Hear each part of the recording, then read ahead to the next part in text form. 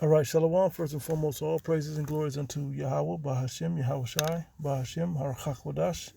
They belong to our apostles, the bishops, the elders of the great millstone who teach God and rule well. Greetings, salutations, blessings, much love unto you. Hopeful elect, Shalom unto you. Your brother Shaquat with a quick video. And yeah, it should be straight to the point. It wasn't intended to be long. Just with the Passover at hand, leaven is a hot topic. Okay, and I want to make sure that I get this out. Show the different definitions, if you will, or different instances where the leaven is important. Okay, in the scriptures. Okay, as you see here, I have the the KJV of the word leaven in the Blue Letter Bible. But before we get this scripture, which starts with the one in Exodus 12, which is speaking of the Passover, I'm going to start first with the definition. All right, this is the definition of leaven, right? It says leaven, a substance, typically yeast, that is used in dough to make it rise, right? And it says leaven, ferment. So these are all fermentation agent. So these are all things that when you're actually removing, as it's going to say in the in Exodus 12, that you remove all the leaven out of your house, as you may have even read before I read it, right? When you remove all the leaven out of your house, this is the things that you gotta get out of your house. Things that are fermented, yeast, and it even has here baking powder. All right, to be safe, if it's on the definition, I would probably get rid of it. That's what I'm planning on getting rid of it anyway. But not going as far as say if I mix this and that, But these things right here, yeast, anything that has yeast, if it's fermented, not cognac or certain wines, But other ones, yeah, I pretty much got thinned on that already. All right, but it says dough that is reserved from an earlier batch in order to start a latter one fermenting. Okay, and that's what they use. They have like a mother dough. I've heard about, especially in like pizza, like even New York pizza. In the pizzeria, the guy was like, "Yeah, we keep a piece of the mother dough, and we add it to all the other doughs we make to get that original fermentation of the dough, right?" Which it was such a good germ, if you will, in its original setup, that it even makes the new dough the same way. Okay, it takes it over.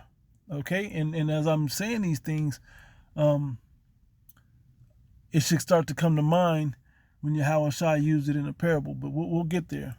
All right, but it says number 2. It says here we go, a pervasive influence that modifies something. I'm gonna stop it there, right?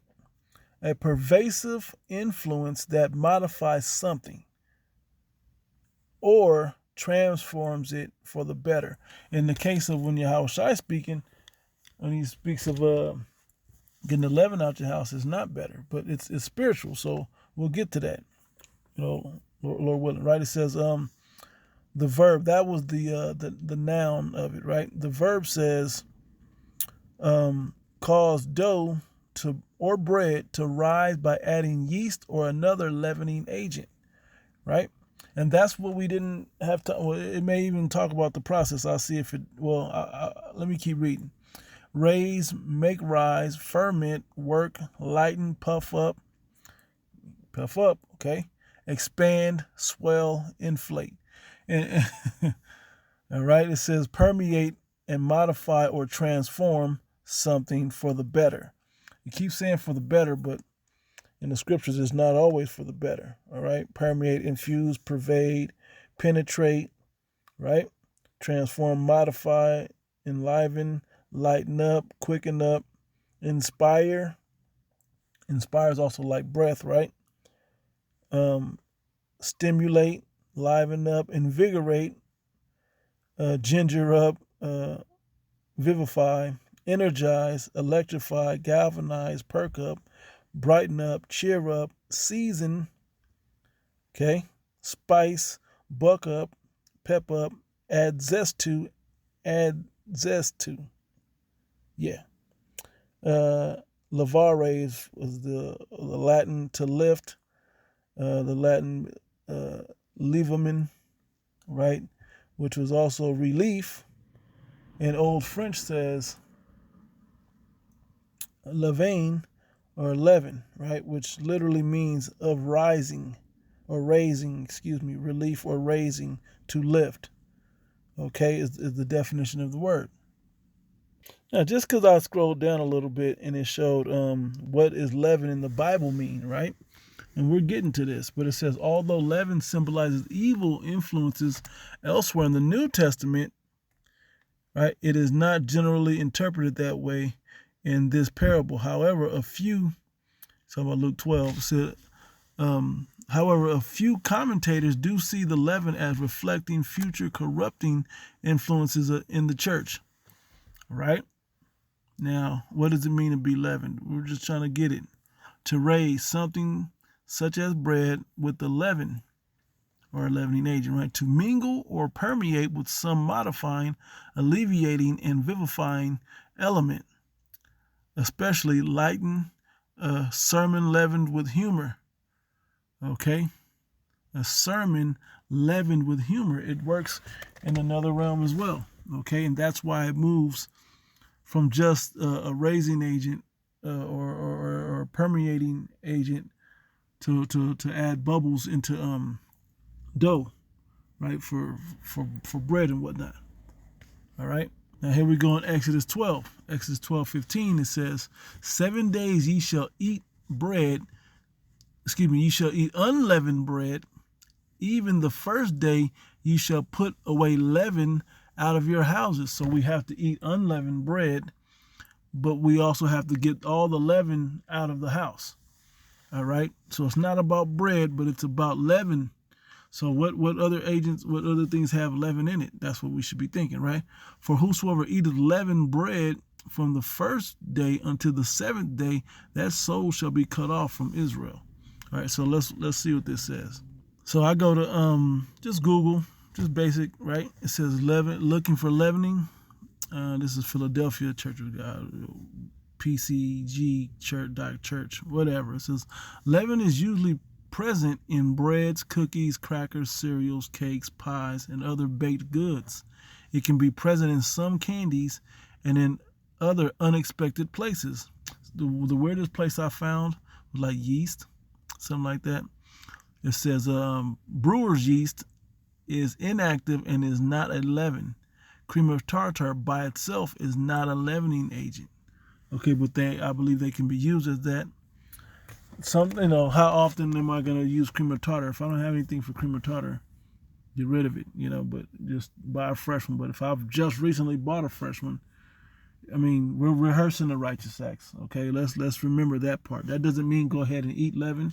That doesn't mean go ahead and don't get it out your house. Now, if you're in a living situation where you can't get it out your house, where someone else lives there and they have groceries and they do all of that, yeah, then what do you got to do? Just, throw up a prayer, Talaki Yabashim Yashai, so on and so forth, okay, for not being able to get it out the house. But he understands our situations and want to see because I lived in a house before that it wasn't mine. I live with my family and they don't follow the beliefs I do. So that week you come down, you go in the refrigerator or in the kitchen and you're like, by habit. So for me, it was a test of my faith, but it was more of a test of my concentration. Like, get your concentration locked in. Okay. Don't go on pilot mode. Not this week. Not at all. And at that time, it was pretty much in this truth. I can't go on autopilot like that. Okay. You have to be aware of, circumspect is a word that the scriptures use. Okay. So, let me go back to the precepts. Positions of North Mississippi. The following foods contain yeast as an additive ingredient in preparation: breads, cakes, biscuits, cookies, crackers, flour, milk, hamburgers, buns, hot dog buns, pastries, pretzels, rolls, any meat fried with a breading. Wow. Okay. Hey, See for what it is, okay? Also, don't forget things like beer, okay? Brothers sip or whatever, cut the beer out this week, okay? And there's even certain wines and even certain, and it's just a Google search. It's really a Google search to see what alcohol beverages have it. But it's also good to, well, I mean, because we sip, but if you got the right kosher wine for the Passover, just sip that throughout the week. That's kind of how I set it up, okay? Anyway, I just wanted to go more into a little bit of that. But the weirdest place that I found yeast in was like chip seasoning and like salad dressing. And this one got me was soup. Oh, and another one I found it in. Be cautious. Sometimes it's in because a lot of us that do this has been doing this. We do for unleavened bread. We do corn tortillas. Right. It's usually just corn, water, and salt.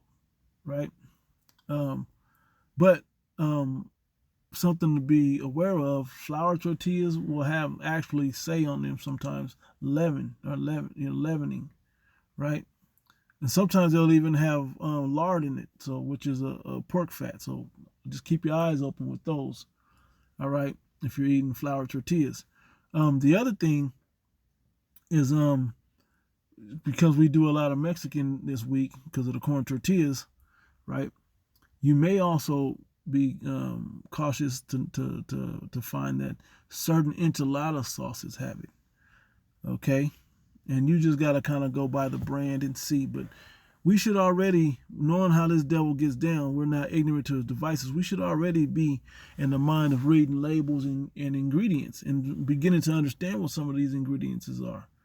Okay, as much as these TikTok videos and Google we have available on these smartphones, we should be able to know a little something about this, where you can glance at try triglycerides, certain things, and then some things are just bad, So,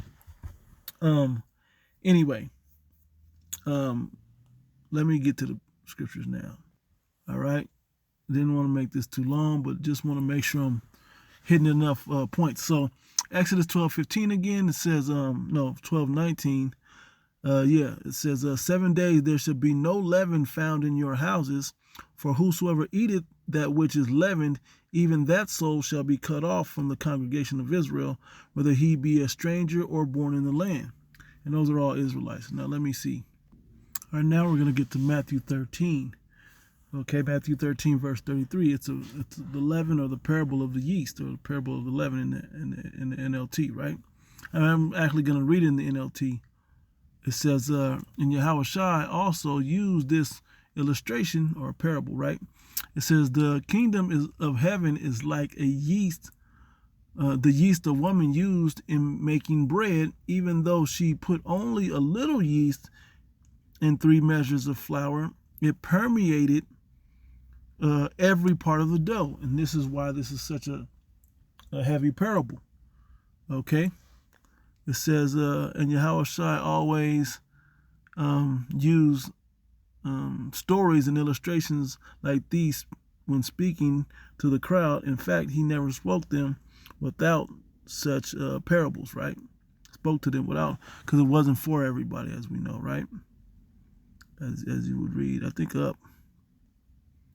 All right, so let's get to Matthew 16, because that's really what we got to get to. All right. Let me see. Matter of fact, let me do this. Yep, I'll just read it from here. Matthew 16, verse 6. No, I'm tripping. Salaki, y'all. I got to read this, right? Yeast of the Pharisees, verse 5. Because,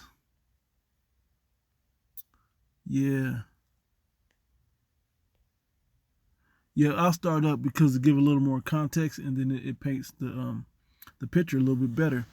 Anyway, Matthew 16:1. One day, the Pharisees and the Sadducees came to test. This is in the NLT.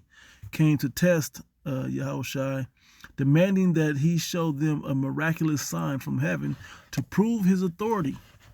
All right.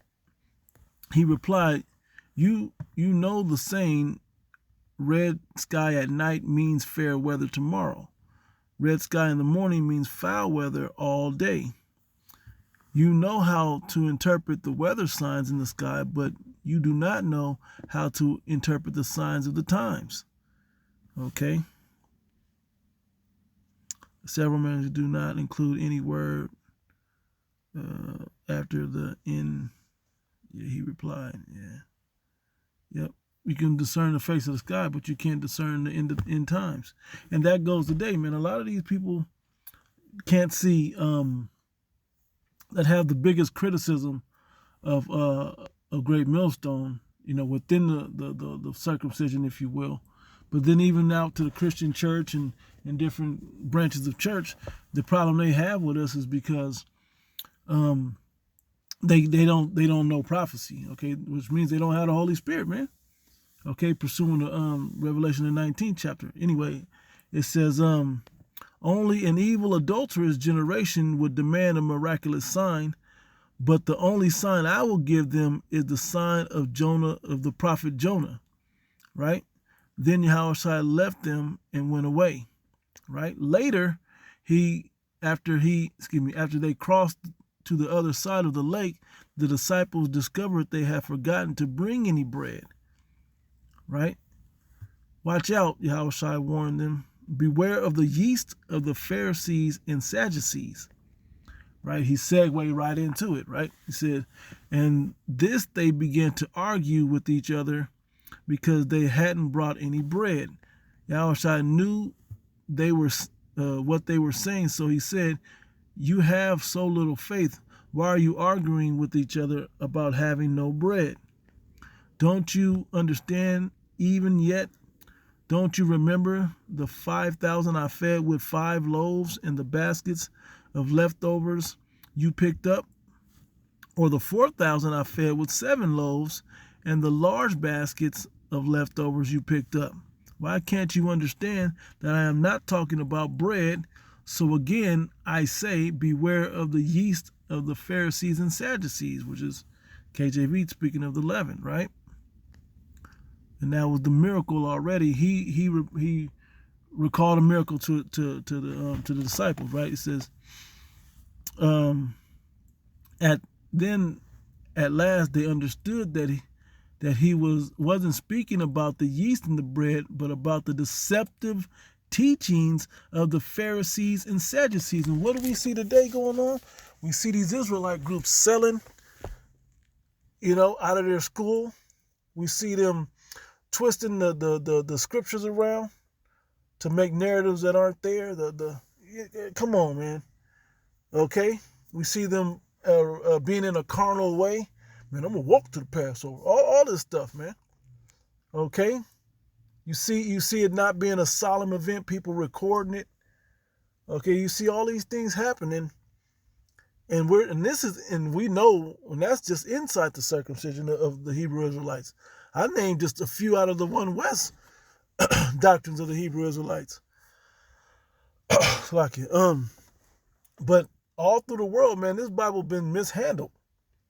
Okay, the people that's been handling this Bible, you Christians have fumbled the book, man, for hundreds of years now. Okay, and the Catholics have fumbled the book the whole time, and we see what you're doing. Okay, we see how you get down. We see what the T.D. Jakes and them is doing. Okay, the Eddie Longs were doing. Okay, the Creflo Dollars are doing. But we also see what the IUIC is doing. We see what the ISUPK and the Sakari are doing. We're watching you. The GOC, there's a bunch of you guys out there. Okay, and our job is to make sure that we remove the leaven out of the house. So that's medifold. So yeah, literally taking it out of the houses we live in, like the literal food aspect of it. Also the aspect of removing it out of us personally. Okay, getting the leaven out of yourself personally, that's huge. And what is leaven? Let me grab a precept, and I'll describe it with a precept. Okay, all right. This is Sirach 37, verse 27. My son, prove thy soul in thy life. Okay, and what is your soul? Your soul is your spirit and your flesh come together. Okay, it says, prove thy soul in thy life. So you have to figure out what your flesh wants, because you have to figure that out. Okay, whatever your desires of the flesh are, find those things out about yourself. You kind of know what they are. Some people it's eating, some people it's drugs, some people it's alcohol, some people it's women, some people it's arguing or debate. Some people it's thrill seeking, some people it's violence. Okay, you got to figure out what that is and what that is in your spirit and why.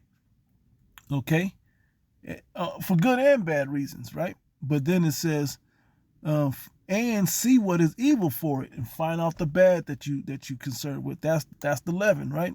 And give not that unto it, and give not yourself unto it. Okay. Another one, Salaki, it's right here. I'm tripping. 20. I'll just keep reading because I think 29 is it. Yeah, as I look down, it says, for all things are not profitable for all men, neither hath every soul pleasure in everything, right? Be not insatiable in any dainty thing, nor too greedy upon meats. All right, and that goes just anything in particular. You want to do in moderation. Okay, you have a balance of things. Okay, yeah, sometimes you do, sometimes you don't. Okay, I don't expect you to not eat dessert anymore, but find something that's a balance for it. Okay, and I'm just now this week, of course, a lot of the desserts have yeast in it because they have leaven, and there's cakes and comfort foods. Okay, well, the leaven that's within us personally are comforting to us personally. Okay, I like Doritos, man. And I used to love Doritos, not the nacho cheese. Then they came with the spicy nacho. That was my thing.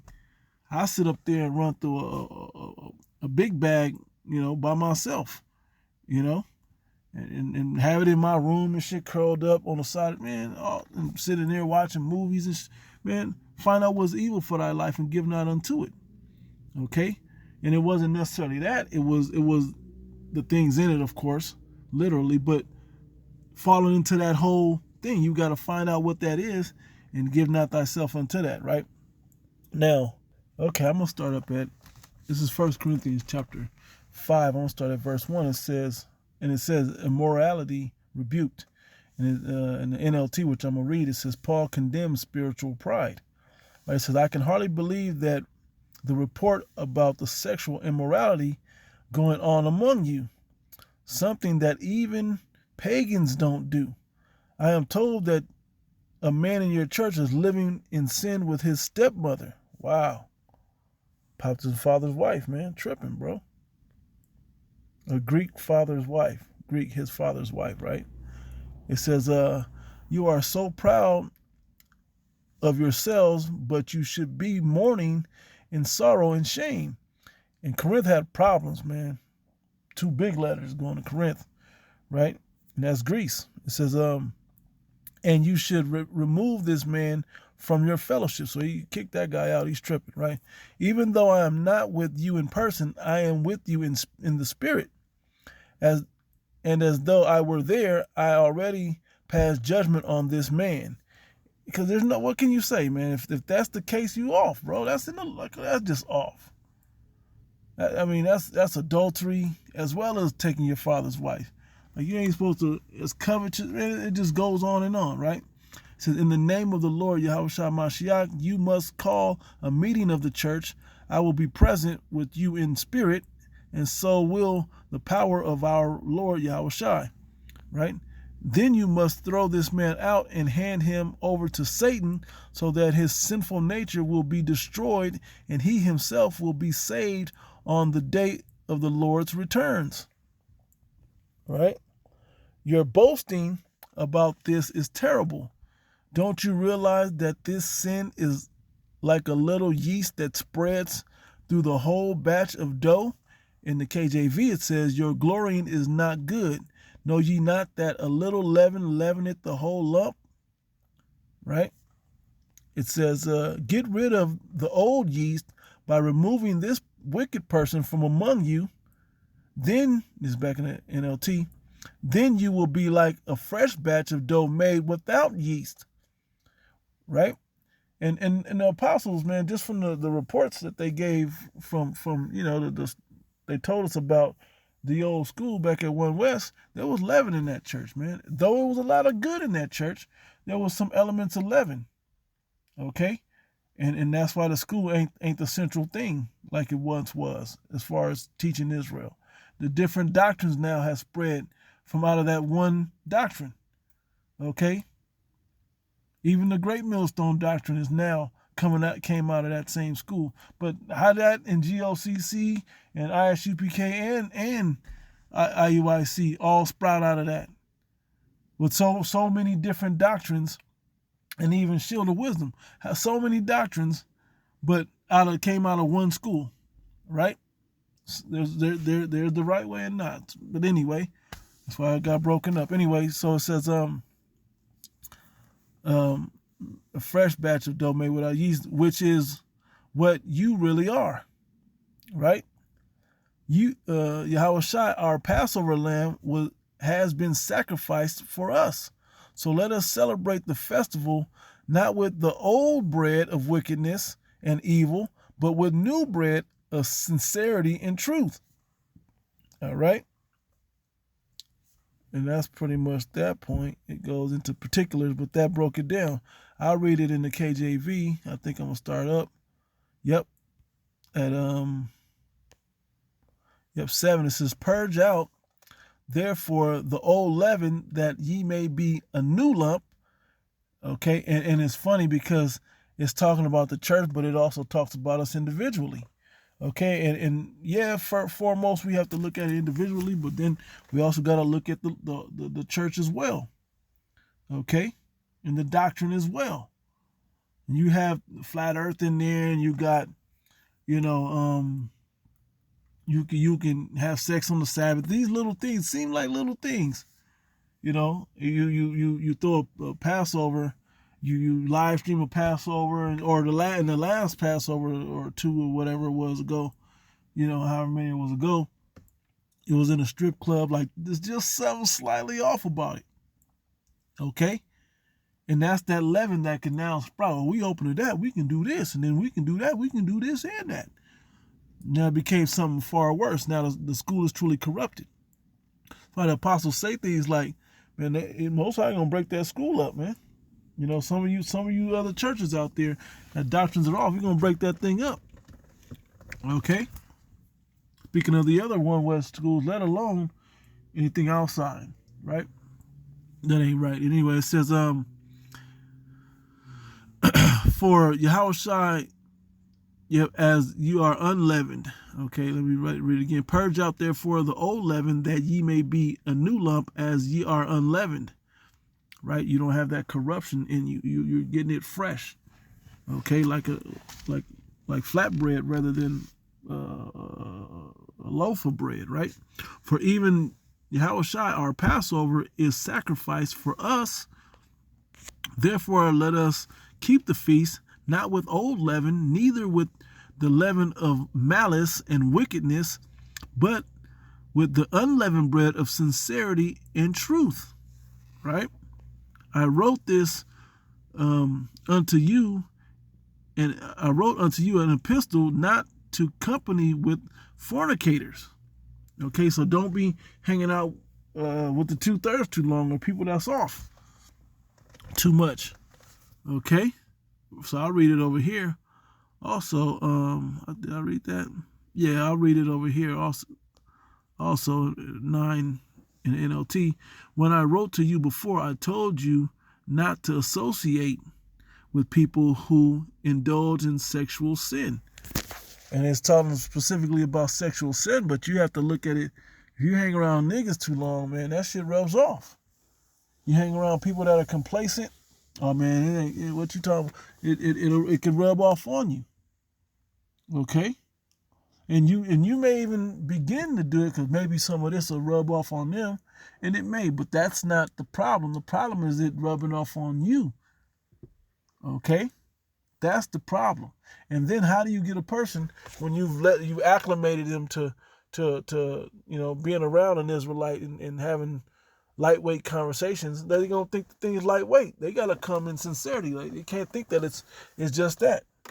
Well, we talk about the Bible and go back into some of the history, and no, bro, it's a lifestyle. You got to change the way you eat. You change the way you think. You change your old habits. You exercise discipline. Okay, we research. We do all these different things that we may not have been doing, previous to this new belief that the Heavenly Father has blessed us with. Okay. So it's a tough line, and I don't want to go too far, too deep into it, but that's the different levels of leaven. Yeah, it's literal leaven that you remove the bread and the cakes, cookies, and ingredients in your food, but also you remove it out of yourself, but also make sure that it's not inside the doctrine of belief. Okay, and that's what we do over here at Great Millstone. We make sure we see anything off, we try to call it out, and it's not to shame you. It's to shame the false belief, the leaven in the belief of the Bible out. Now you choose if you want it there or not. Okay, prove what we say or not. Do your response and don't make it emotional. Show us like we did for you in the scriptures where it say this and that, and how the doctrine should be with that understanding in it. Okay, but it's rare. Okay, it's rare. But just saying, if that be the case, and that's the case, we can debate these scriptures. It's not personal with us. Okay? Let's see if I got anything else. I'll read this one as well. This is the one I was thinking, but it was in that scripture. But Galatians 5. I'll read the NLT since I'm reading NLT anyway. Which says freedom in Hamashiach, right? With the KJV says walk by the Spirit. Matter of fact, I will read it in the KJV. It says, stand fast, therefore, in the liberty wherewith Hamashiach Yahushai hath made us free, and be not entangled again with the yoke of bondage. Okay? I should read the NLT. So Yahushai Hamashiach has truly set us free. Now make sure you stay free and don't get tied up again in slavery to the law. Okay? Listen, I, Paul, tell you this, if you are counting on circumcision to make you right with the Most High, then Yahushua will be of no benefit to you. Okay? I'll say it again. If you are trying to find favor with the Most High by being circumcised, or just trying to perfect the outward man versus the inward man, okay, what it looks like, or that's not the bigger picture here, right? It says you must favor with the Most High by being circumcised. You must obey every regulation in the whole law of Moses, which is impossible in these chains of darkness, in this sinful flesh, right? Paul went into that, especially to the Romans. It says, for if you are trying to make yourselves right with the Most High by keeping the law, you have been cut off from Hamashiach. It's where the favor, the grace, the miracle, okay, the inheritance, where these things come from. Okay, being adopted back, that's where this is. That's the key to it. Being a joint heir, that's where this is from, right? It says you have fallen away from the Most High's grace, but we who live in the Spirit eagerly wait to receive by faith the righteousness the Most High has promised to us. The promises through Yahushua, right? I'll read verse 5 in the KJV. For we through the Spirit wait for the hope of righteousness by faith. All right. Verse 6 in the NLT again, it says, for when we placed our faith in Hamashiach Yahushua, there is no benefit in being circumcised or being uncircumcised. What is important is faith expressing itself in love. Okay? Where you were running the race so well, who was held back from following the truth. All right. It certainly isn't the Most High, for he is the one who called you to freedom. I'm gonna read that in the NLT, the KJV, verse 8. It says, this persuasion cometh not of him that calleth you, right? Verse 9, a little leaven leaveneth the whole lump. Back in the NLT, verse 9, the false teaching is like a little yeast that spreads through the whole batch of dough. Okay? I am trusting the Lord to keep you from believing false teachings. The Most High will judge that person, whoever he is, who has been confusing you. Okay? And that's what we see in some of these other guys out there, man. I wasn't even trying to make it into that, but some of these doctrines, man, is crazy. Okay? You got to watch out for that, particularly. All right? So, I think the point has been made, you know. So that's why I said made clean and white, showing our purity without that leaven, without that corruption. No guile was found in their mouth.